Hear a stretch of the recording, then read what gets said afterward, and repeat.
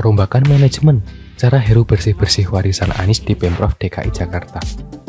Kabarnya setelah mengombak PT MRT, PJ Gubernur DKI Jakarta Heru Budi Hartono masih belum akan berhenti melakukan perombakan di tubuh Pemprov DKI Jakarta.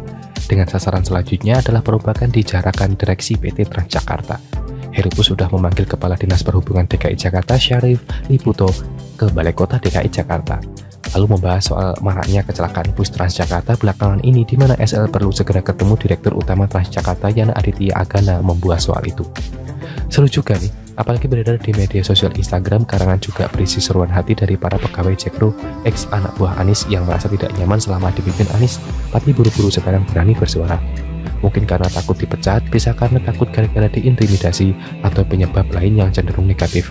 Dipimpinnya Jakarta oleh sosok yang menjadi angin segar bagi mereka, sehingga berani speak up dan meminta pertolongan.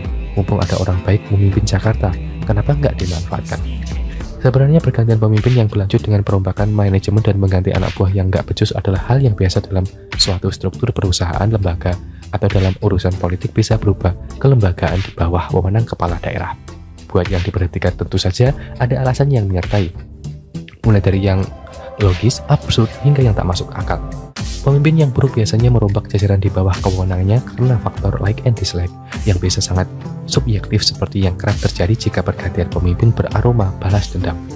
Nah, apakah perombakan yang Heru lakukan ini juga terkontaminasi karena faktor subjektif?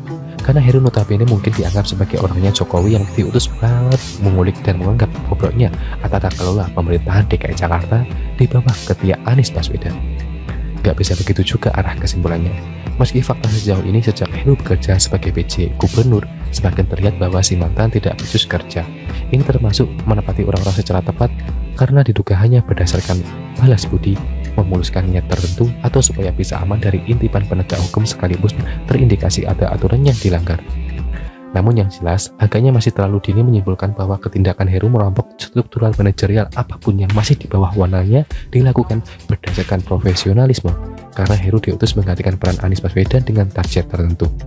Kelak waktulah yang akan membuktikannya, termasuk memberi kesempatan bagi Heru buat mengungkap seandainya ada ketidakberesan selama Anies menjabat, termasuk hal-hal yang diduga berkaitan dengan dugaan-dugaan pelanggaran hukum. Semoga Pak Heru tanpa sungkan bisa segera mengungkap kepada publik, biar pada tahu dan semakin jelas segala sesuatunya.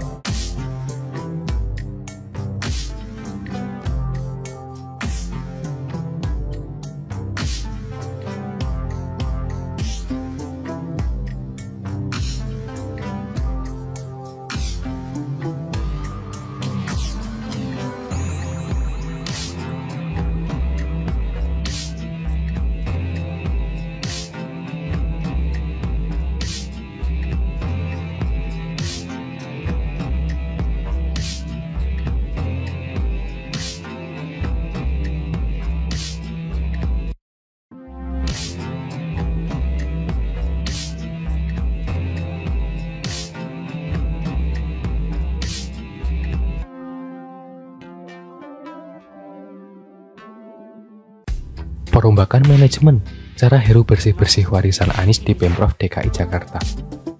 Kabarnya setelah mengombak PT MRT, PJ Gubernur DKI Jakarta Heru Budi Hartono masih belum akan berhenti melakukan perombakan di tubuh Pemprov DKI Jakarta. Dengan sasaran selanjutnya adalah perombakan di jarakan direksi PT Transjakarta. Heru pun sudah memanggil Kepala Dinas Perhubungan DKI Jakarta Syarif Liputo ke Balai Kota DKI Jakarta. Lalu membahas soal maraknya kecelakaan bus Transjakarta belakangan ini, di mana SL perlu segera ketemu Direktur Utama Transjakarta Yana Aditya Agana membahas soal itu. Seru juga nih, apalagi beredar di media sosial Instagram karangan juga berisi seruan hati dari para pegawai Jackpro, ex anak buah Anies yang merasa tidak nyaman selama dipimpin Anies, tapi buru-buru sekarang berani bersuara. Mungkin karena takut dipecat, bisa karena takut gara-gara diintimidasi, atau penyebab lain yang cenderung negatif. Dipimpinnya Jakarta oleh sosok yang menjadi angin segar bagi mereka, sehingga berani speak up dan meminta pertolongan.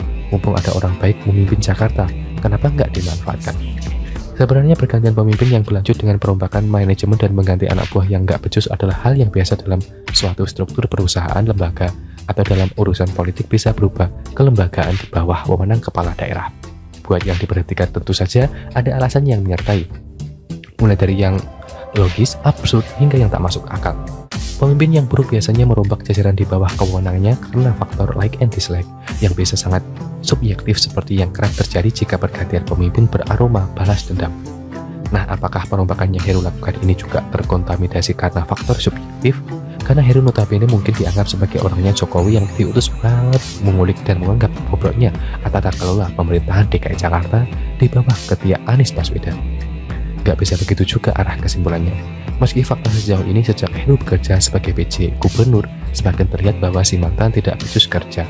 Ini termasuk menepati orang-orang secara tepat karena diduga hanya berdasarkan balas budi, memuluskan niat tertentu, atau supaya bisa aman dari intipan penegak hukum sekaligus terindikasi ada aturan yang dilanggar. Namun yang jelas, agaknya masih terlalu dini menyimpulkan bahwa ketindakan Heru merombak struktural manajerial apapun yang masih di bawah wewenangnya dilakukan berdasarkan profesionalisme, karena Heru diutus menggantikan peran Anies Baswedan dengan target tertentu. Kelak waktulah yang akan membuktikannya, termasuk memberi kesempatan bagi Heru buat mengungkap seandainya ada ketidakberesan selama Anies menjabat, termasuk hal-hal yang diduga berkaitan dengan dugaan-dugaan pelanggaran hukum.